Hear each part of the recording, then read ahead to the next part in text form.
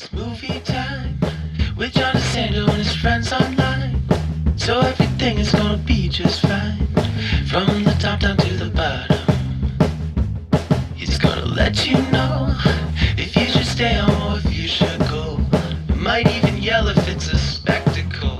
From San Francisco to Long Island. It's Movie Time is produced by John DeSando. Listen to shows and read reviews online at WCBE.org. I'm John DeSando. And I'm Gary Hammond. And this is It's Movie Time. And I'll tell you what time it is of year. It's what I call the dead zone. Boy, I really have to fish around for a quality film to review for our audience. Until after the Oscars and getting close to the summer, it's just really a dead zone. So there's one that I've been intrigued by called The Iron Claw. And it may still be in some theaters. It's just that it's been so many overshadowed by possible Oscar contenders that people really, I don't think many people have seen The Iron Claw. Set it up for us. Well, The Iron Claw takes place, it begins in the 1950s based on the look of the Cadillac in the trailer. But in 1970s, the early 1970s, 76 became a turning point. It's a family of wrestlers, and it's the father, the patriarch, and he has sons, and he controls his family. He directs everything, and triumph and tragedy result. Well, you know, this is based on a true story. Yes. Right. It's the Von Erich family, a name that the dad picked out after, I've forgotten what the real name is. Well, I forget their real name too, but they didn't actually mention it in the show, to my recollection. But his grandmother was named Von Erich, and he was a wrestler, and he decided it was a more powerful name. And being powerful and strong and dominant was his constant theme. I'll tell you, Gary, you've hit where my real interest here is. I've always had an interest in wrestling. The same question, which is really a cliche: is it real or is it phony? You know, that's one of the interests that I had. I thought I might have learned here, and I did learn a little bit about that. I mean, it's a setup. I mean, they ahead of time plan what's going to happen, but they don't necessarily they don't practice. No, it's not choreographed. Yeah. But they're professionals, and so I'm going to do the backflip off the ropes and land on your chest, you know, and don't when I get up on the ropes, don't leave me hanging there. Meaning that the guy has to get ready to be dropped on. Don't throw me out, which does happen. Should have been said. Oh wow! Yes. Yeah. And but there is Zac Efron plays the main character, and he is asked by his date, who is a woman that was in Downton Abbey, and she was Cinderella, and I love her. She's an English actress, and she was completely as Texas Americana as she could be. Amazing. She is. You hit on my fave. I've loved her before this, and then I see it. I say, wait a minute, I've seen her before.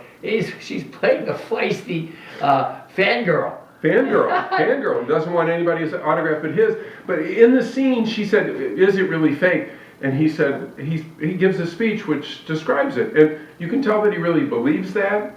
It's not necessary that we, the viewers, believe that, but you can tell that he really believes that, and that he is going to have an opportunity to be successful if he's good enough. Yeah. And Dad's overweening interest and goal is to get the world champion, right? WWF or whatever they call it. Whatever it is, the World Wrestling. Right. And he succeeds, I think, at least in a couple of them, right?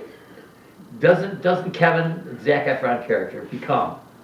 No. Oh, he doesn't. No, okay. That's not my recollection. My recollection is that he's the champion heavyweight in Texas, and he is in a competition not to wrestle for the world championship, but in a fight that does, I'll call a match that doesn't count for the champion, but he wrestles against the standing champion, and the standing champion is old school and not willing to go quietly into that good night. Yes, you're so right. So at least Dad's ambition is to get one in the family. I think he does get one, right? one of them does become the world champion, and then something happens to him. Is that the one that loses his foot? No? Okay. Well, I don't remember that, Yeah. sorry. Yeah, no, I think, but I'm confused because there are four of them at least, and they left out of the movie one, a fifth. Yes, Yeah, I mean, it was getting too much, so they just changed the story, so there are only four. And out of that, there are 2 suicides? yeah. I mean, this is You're gonna give it all away, John. Well, no, I mean, this is history, that's why, but Okay. thank you for reminding me, but yeah, I'm taking license with it because Yeah. this is, you can go to Wikipedia and you can find this out. Don't go to Wikipedia, go to your streaming service or the DVD store. I know, right?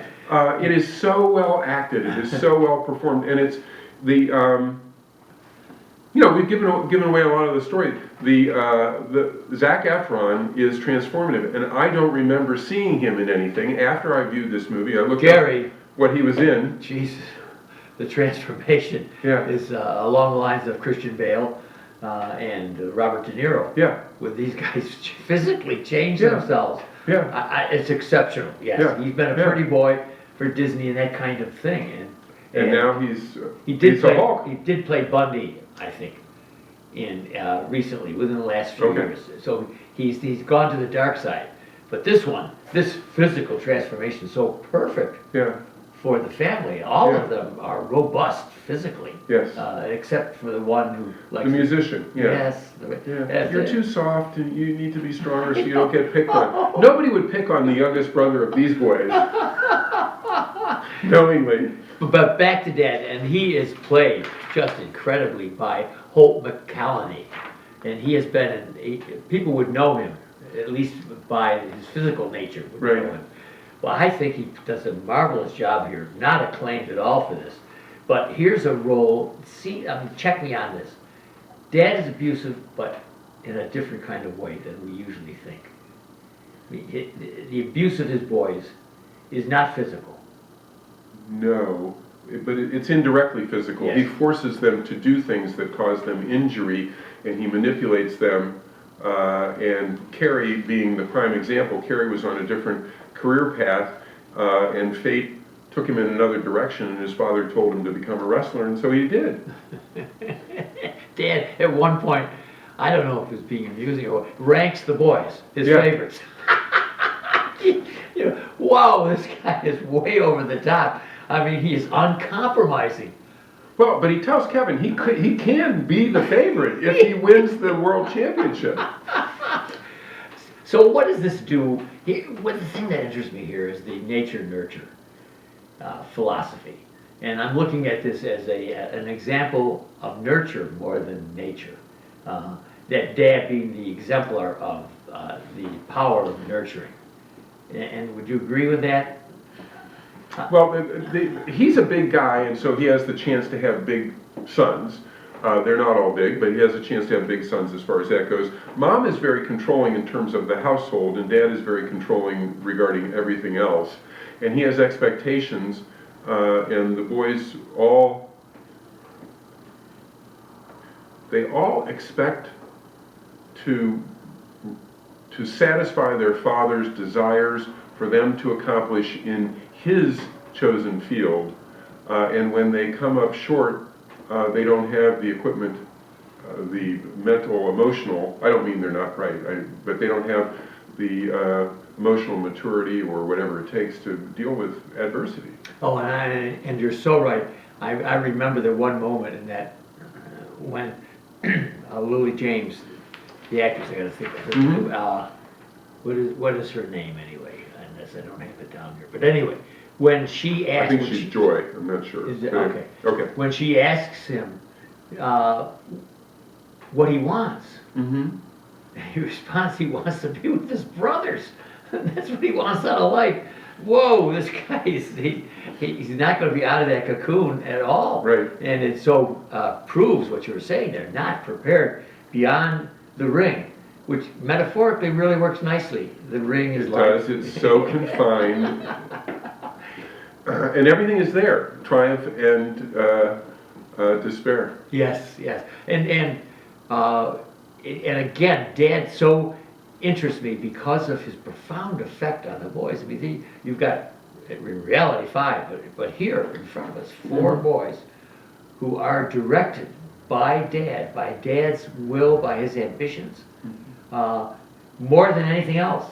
And you say mom now. When you said mom, it controls the family. She controls them. They're going to go to church, and he's not going to the university to play in his band because he's not old enough, and that's it. And the boys start working on her, and the dad says, "Your mom said no." Yes. And that's it. But of course, that's not it. That's right. Yes. Oh. Now, the aspect of hope. All right, let's hold. Gary Hammond. Yes, John. I think if people want to hear more of our wit, and who would have figured on that? They're gonna. That's not likely, but okay. But at least they have the option. They can go to WCBE.org, the podcast experience, and since it's movie time, it's going to be back talk. Gary Hammond, what do you advise our audience? I encourage people to see it. My background is growing up watching. I actually saw the Sheik on television in Youngstown, Ohio, with his incense burning Bobo Brazil's eyes, and so it took me right back to that. And the Sheik is thrown out of the ring by the dad early in this movie. So in any event, go see this movie, even if you didn't watch wrestling as a child. It's a good movie, and it's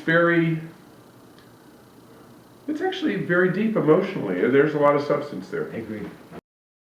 It's movie time with John DeSando and his friends online. So everything is gonna be just